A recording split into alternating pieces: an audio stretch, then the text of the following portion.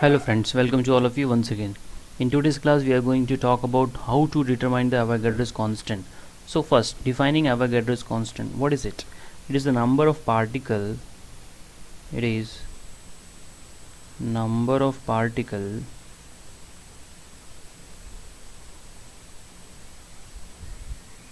number of particles in a mole of substance. In a mole of substance.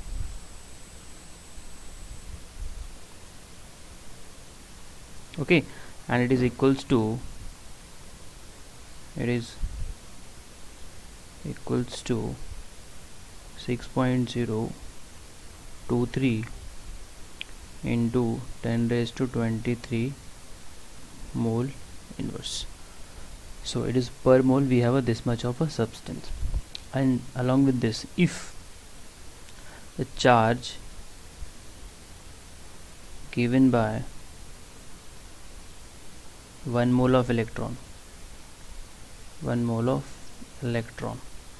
that is how much? 96,500 coulomb. Okay, if you divide the charge possessed by 1 mole of electron by 1 electron ka charge, so if I divide, that is your F Faraday by charge of an electron, that is 96,500 divided by charge of an electron, that is how much? 1.6 into 10 raised to minus 19. So we get the same value, that is 6.023 into 10 raised to 23. This is nothing but your Avogadro's constant का ये value है. बात समझ में आ रही है कि नहीं? अच्छा, अब how to determining the constant, ये तो डिफाइनिंग हो गया. अब जो सेकंड चीज़ हम लोग देखने वाले हैं, that is how to, the second thing which we are going to talk about determining the constant,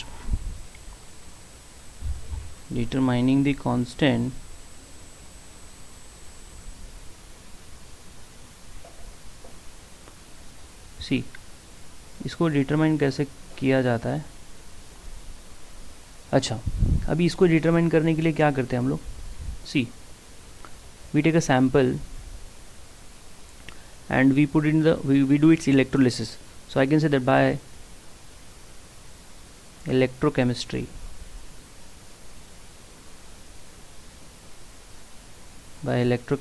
that is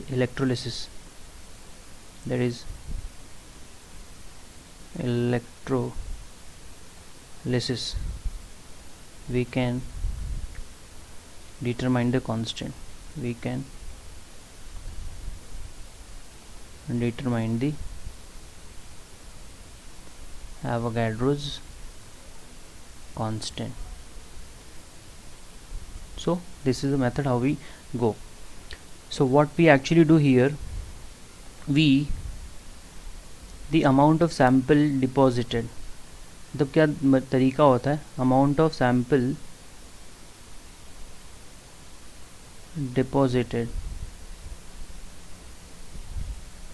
is related to current, are you reading, and time. कितना सैम्पल डिपॉजिट हो रहा है उसका जो रिलेशन है वो current और time के साथ में हम लोग डील करते हैं, and we use that relation for calculating the Avogadro's constant. So first defining मैंने बता दिया, then determining. So determining of Avogadro's constant is done with the help of electrolysis. Now the third and the very important thing, what is a procedure? For understanding the determination of Avogadro's constant. If you see the diagram here, over the diagram you can see there is a setup.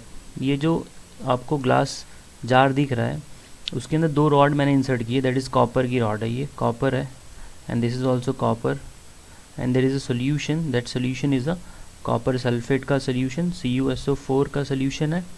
ये जो है इसको cover किया है, इसको wooden का आप समझ सकते हैं. This is your ammeter and this is your rheostat and this is your source of current, that is battery we can consider.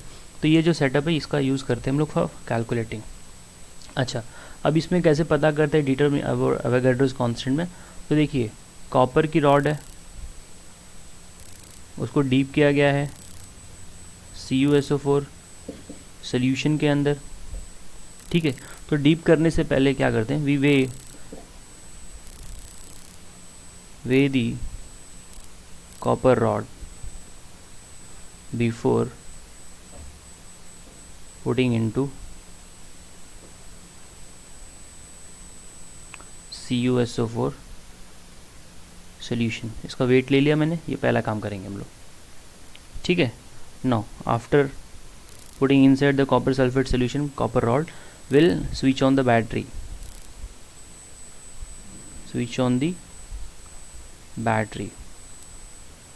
या जो भी करंट है आप उसको कनेक्ट कर देंगे, और connect power supply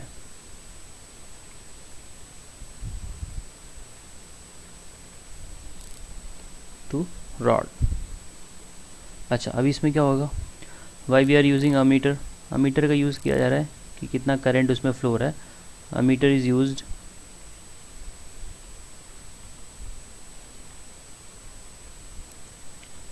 to check amount of current is passing into solution. Solution में कितना करंट पास हो रहा है उसका हम लोग यूज़ करेंगे. And we got a watch भी रखेंगे टाइम कैलकुलेट करने के लिए. ठीक है. अच्छा, अब क्या होता है, now fourth step I can say that, switch off करिए आप. हाँ, अभी स्विच ऑफ करने के बाद आपने देखना है amount of mass lost at anode. तो जो आपकी एनोड वाली रॉड है उसका कितना अमाउंट लॉस हुआ है वो हम लोग कैलकुलेट करेंगे. ठीक है. तो amount of mass lost at your anode and average current आपने कितना पास किया एंड कितने टाइम तक पास किया, ये तीनों का जो प्रोडक्ट होगा उसका यूज़ करके हम लोग एवोगाड्रोस कांस्टेंट फाइंड आउट करते हैं. So amount of mass lost at anode and average current and time is used for calculating the Avogadro's constant. I hope you got the concept how we are supposed to calculate the Avogadro's constant. Thank you.